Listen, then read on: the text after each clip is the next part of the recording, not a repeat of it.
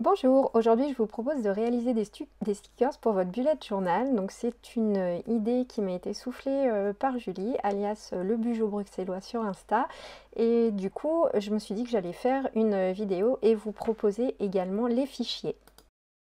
Donc vous trouverez sur ma Dropbox les deux fichiers joints pour ce petit tuto. Je vous les offre, c'est moi qui les ai faits, donc voilà. Vous pourrez changer la police en fonction des polices dont vous disposez sur votre logiciel sans souci. Donc vous ouvrez les fichiers, ensuite vous allez devoir les imprimer sur le papier de votre choix. Donc moi j'ai imprimé sur du craft.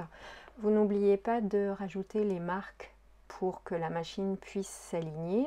Je change toujours la qualité, je mets toujours une qualité optimale puisque moi mon imprimante est un petit peu vieille et du coup elle a tendance à imprimer très vite, mais du coup elle n'est pas très...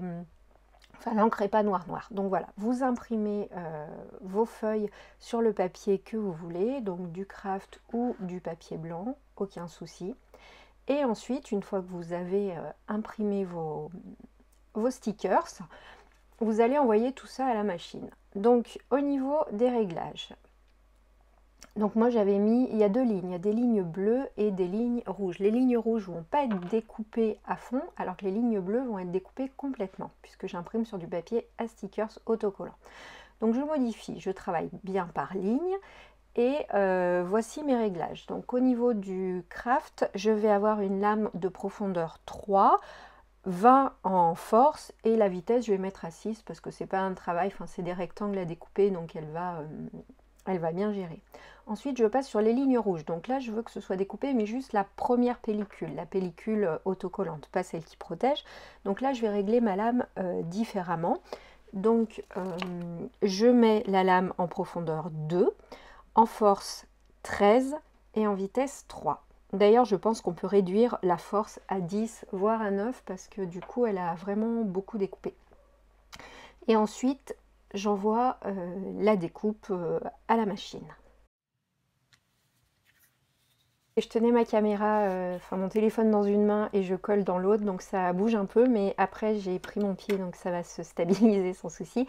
Donc vous collez bien votre feuille où il y a les stickers à découper sur la feuille de transport autocollante, soit vous remettez le cache, soit vous faites comme moi, vous avez un petit rouleau et du coup vous appliquez la feuille avec le rouleau pour qu'elle adhère bien à la feuille de découpe, et ensuite vous allez pouvoir envoyer la découpe depuis la machine.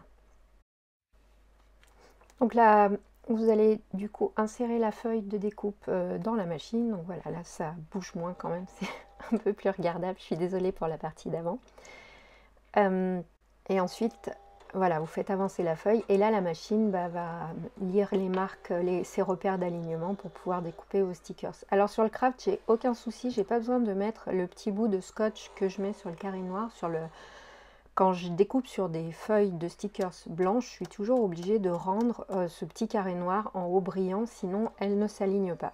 Bah là, sur le craft, j'ai jamais besoin. Ça se passe très bien, donc je ne peux pas expliquer pourquoi. Mais en tout cas, voilà les petits trucs.